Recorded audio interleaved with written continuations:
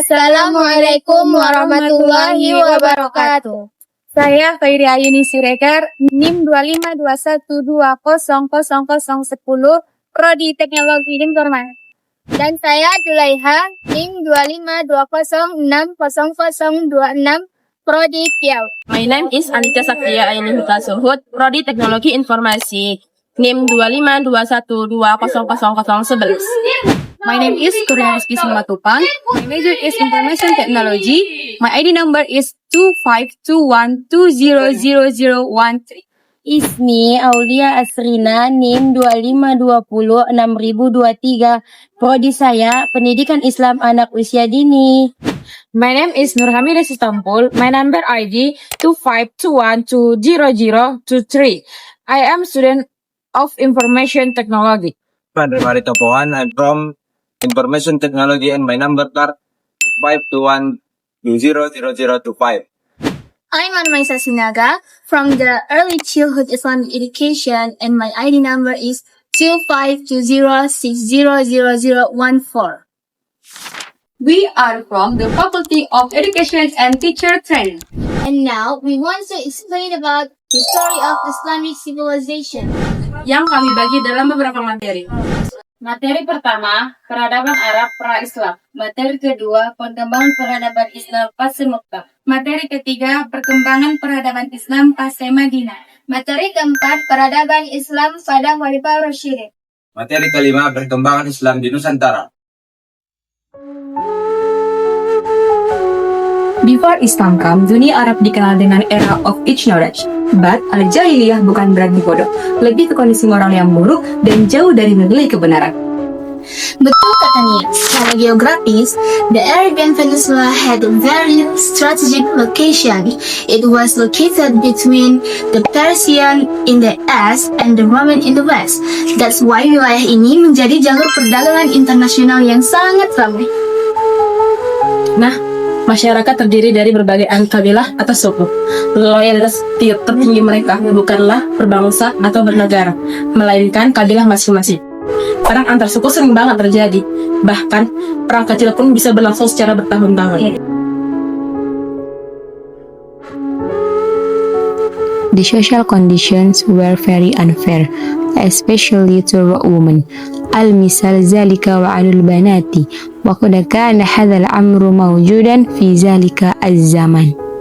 Pada masa itu, kepercayaan masyarakat Arab didominasi oleh politeisme. Banyak orang Arab menyembah al-asnam yang berada di sekitar Ka'bah. Padahal, Ka'bah dibangun oleh Nabi Ibrahim alaihissalam untuk beribadah kepada Allah.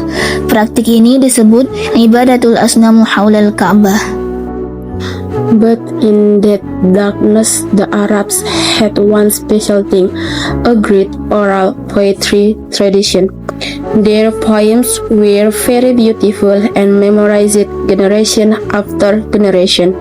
This became the foundation for the beautiful language of the Quran to enter their hearts.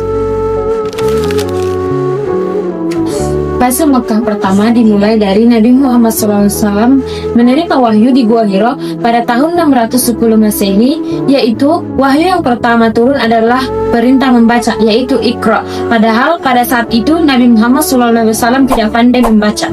Wa kana Nabi sallallahu alaihi wasallam la yaqra'u wa la yaktub wa ma'a zalika balighul Qur'anil Karim kamilan kama auhahu Allah ta'ala.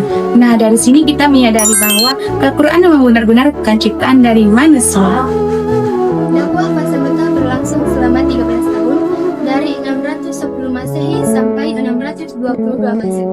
Ada dua fase, yaitu dakwah sirriyah atau dakwah secara sembunyi, dan yang kedua dakwah jahriyah atau secara terang-terang. Orang-orang yang pertama memeluk Islam disebut as-sabiqun awwalun. Ada Khadijah radhiyallahu istri Nabi, Ali bin Abi Thalib, Abu Bakar As-Siddiq, dan Zaid bin Harisah. Mereka beriman di saat paling berat dan paling berbahaya.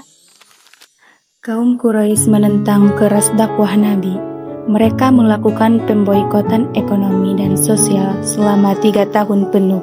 Tidak boleh jual beli, tidak boleh menikah dengan kaum muslimin. Bayangkan beratnya cobaan itu. فإذا النبي صلى الله عليه وسلم لبعض الصحابة بالهجرة إلى حبشية لأن نجاشي كان ملكا عادلا وكانت هذه أول هجرات في تاريخ الإسلام. Puncak fase Mekah adalah ketika Nabi Muhammad SAW menjalani Isra Mi'raj dari Masjidil Haram ke Masjidil Aqsa dan naik ke langit ketujuh untuk menjumpai Allah. Dari peristiwa inilah diperintahkan sholat 5 waktu sehari. Oke, fase Madinah dimulai dengan peristiwa hijrah pada tahun 622 Masehi. Pada saat itu, Nabi dan para sahabat memutuskan pindah dari Mekkah ke Madinah. Not just migration, but a civilizational turning point. Alright, hijrah ini begitu penting sampai dijadikan titik penanggalan Islam di sanati Hijriyah minal awal, yakni tahun sejarah peradaban Islam dimulai sejak momen ini. Setibanya di Madinah, hal pertama yang dilakukan oleh Nabi Muhammad SAW adalah membangun Al-Masjidil Mubarak. This is not just place of prayer, tapi masjid ini juga dijadikan sebagai center government, center education, and center social life for Muslim.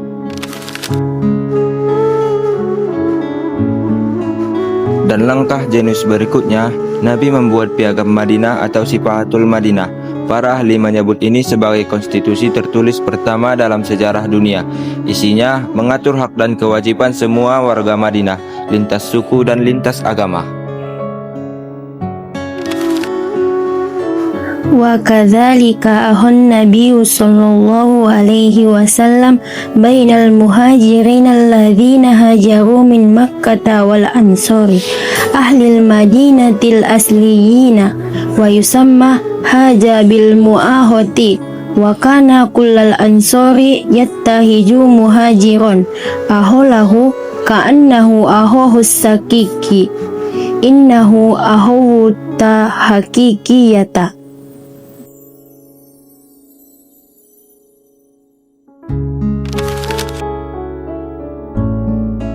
Di fase Madinah, umat Islam juga menghadapi serangkaian peperangan, Perang Badar, Perang Uhud, Perang Khandaq.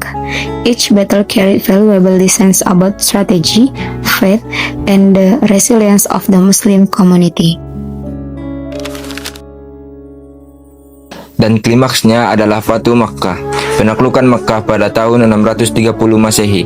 Nabi masuk ke kota yang dulu mengusirnya, tapi beliau tidak balas dendam. Semua musuh dimaafkan. Setelah Nabi Muhammad SAW wafat pada tahun 632 Masehi, the leadership of Islam was continued by Khulafaur Rasyidin, yaitu 4 khalifah yang mendapat petunjuk dari Allah Subhanahu wa taala. Hayya al-Arab alaihim wahidan tilwal akhar. Number 1, Abu Bakar As-Siddiq memerintah pada tahun 632 sampai 634 Hijriah. Tantangan terberatnya adalah memerangi kaum Riddah, yaitu orang-orang yang murtad dan orang-orang yang enggan membayar zakat setelah Nabi wafat. Dan Abu Bakar juga menganalisis pengumpulan ayat-ayat Al-Quran.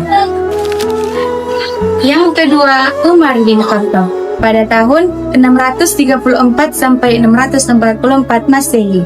Islam masuk ke wilayah Persia, Suriah, Syam, Mesir, dan Palestina. The territory of the Islamic State expanded dramatically.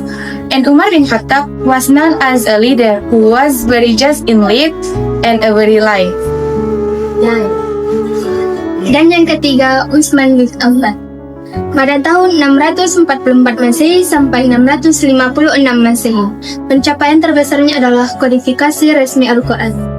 Faqad ja'a Al-Quranul Karim wahadahu fi mashafi wahidi liman ihtilafil qira'at. Fabaki Al-Qur'ana mahfuzan ila yaumina hadhi.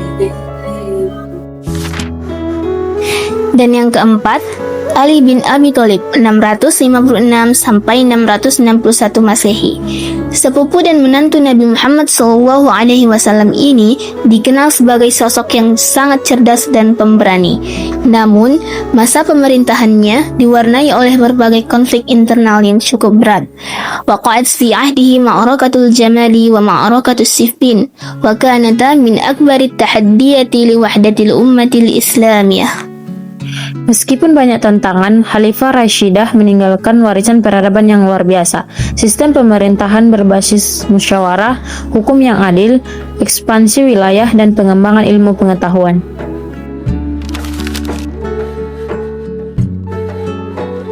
Bahkan Rasulullah Shallallahu Alaihi Wasallam sendiri sudah bersabda, "Ittabi'u sunnati wa sunnatal khulafa'ur rasyidin, hum qadatu misaliyuna fi tarikhil Islam, la yabla zikruhum abada."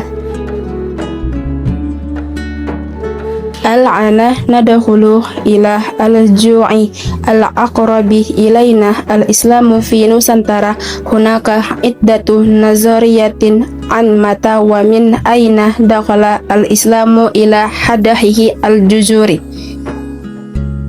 Ada teori Gujarat dari India, teori Persia, teori Arab, dan teori Cina.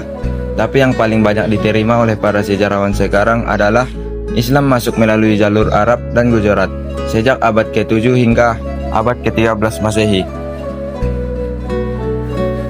Most interestingly, Islam entered the Indonesian archipelago not through wars or coercion, bal an tariqi at-tijarati waz-zawazi wa'dawati as-salamiyah ala yadi at-tujari wal ulama izawil al-akhlaqil aliyah.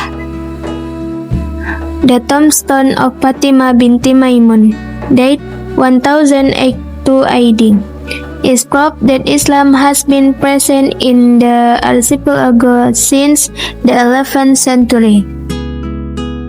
Dan the Samudra Pasai Kingdom emerged in Aceh around the 13th century. Ini adalah kerajaan Islam pertama di Nusantara. From there, Islam began to develop into a political and civilizational force, bukan sekadar agama individu. And the figures who contributed the most to spreading Islam in Java were the Wali Songo, 9 wali Allah yang punya metode dakwah yang sangat kreatif dan cerdas. Mereka tidak menghancurkan budaya lokal, tapi mengisinya dengan nilai-nilai Islam. Sunan Kalijaga, misalnya, beliau menggunakan wayang, tembang, dan gamelan sebagai media dakwah. Sunan Giri mendirikan pesantren, Sunan Ampel berdakwah lewat pernikahan dan pendidikan. Mereka adalah master of cultural acculturation. Dari sana lahirlah kerajaan-kerajaan Islam yang besar. Kesultanan Demak, Mataram Islam, Kesultanan Banten, Gua Talo di Sulawesi, Ternate Tidore di Maluku. From Aceh to Papua, Islam spread with wisdom.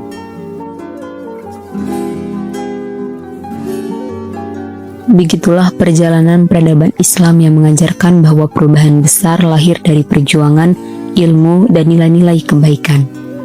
Dari Mekah, Madinah, Masya Khulafa Rasyidin hingga Nusantara, Islam terus berkembang dan memberikan pengaruh bagi kehidupan bermasyarakat.